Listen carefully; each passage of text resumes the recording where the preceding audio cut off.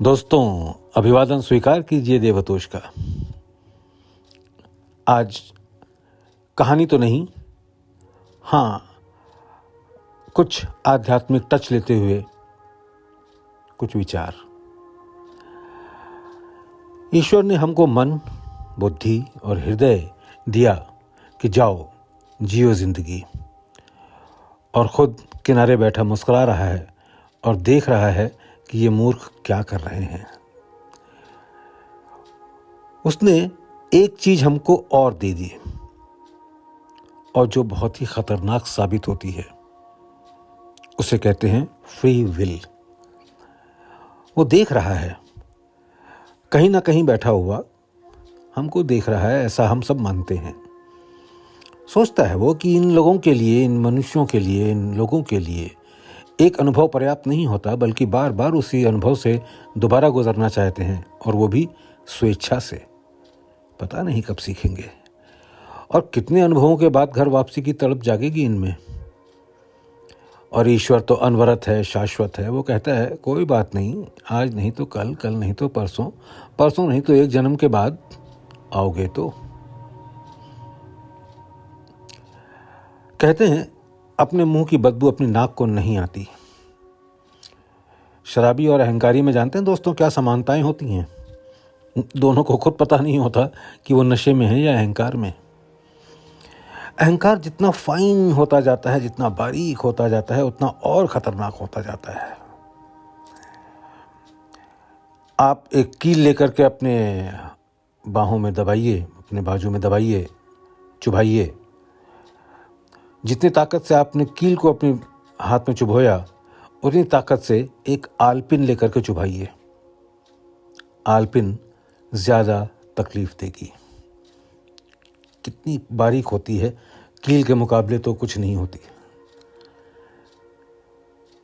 अगर बुद्धि और मनस भी उसी अनुपात में रिफाइन ना हो जाएं, जिस अनुपात में अहंकार रिफाइन हो गया, तो मान लीजिए दूसरा रावण तैयार। जितना मनस शुद्ध होता जाता है, समझ लीजिए हमारा अंदरूनी आईना उतना ही ज़्यादा साफ हो गया, चीज़ों को रिफ्लेक्ट करता है, और सबसे पहले हम ही को वो आईना दिखाता है। पिंजरा चाहे बांस का हो या लोहे का या सोने का, है तो पिंजरा ही। हाँ, सोने के पिंजरे का जो मालिक है उसको गर्व हो सकता है कि उसके पास सोने का पिंजरा है, लेकिन उसमें बंद जो पक्षी है उसको इससे क्या, वो तो बंदी है।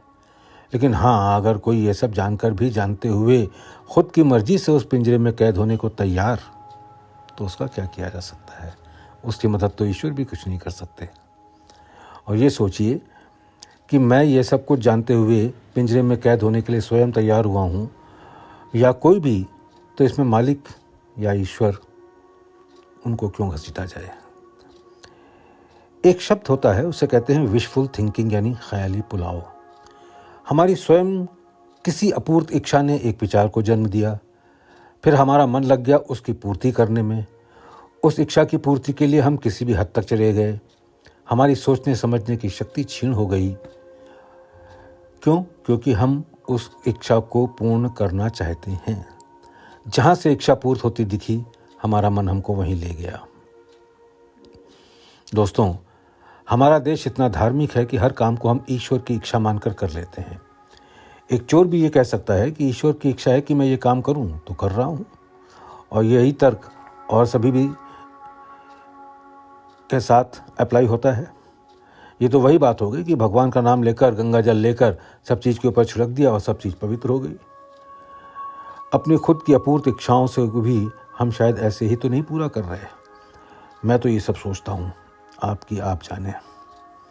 इंग्लिश में कहते हैं आई लव यू। ये तो आप सभी जानते ही होंगे। जब प्रेम का विकास होता है तो उसके साथ साथ चेतना का भी विकास होता है, और जब दोनों का, प्रेम और चेतना का विकास होता है, तो आई गायब हो जाता है, सिर्फ लव यू रह जाता है, क्योंकि प्रेम गली अति सांकरी। और फिर जब प्रेम और चेतना का और भी विकास हुआ तो यू भी गायब हो गया। न प्रेमी रहा, न प्रेमास्पद, सिर्फ लव रह गया। और जब प्रेम पराकाष्ठा पर पहुंचा तो दोस्तों लव भी गायब हो जाता है, यानी प्रेम करने वाले को पता ही नहीं कि वो प्रेम करता है या नहीं। उससे पूछिए कि क्या उसको इस हालत से अगर निकाल दिया जाए तो वो कैसा महसूस करेगा। वो कहेगा इससे तो मैं मरना पसंद करूँगा। जब तक हमें इस बात का भान है कि हम प्रेम करते हैं या हमने समर्पण कर दिया, तो दोस्तों दिल्ली अभी दूर है।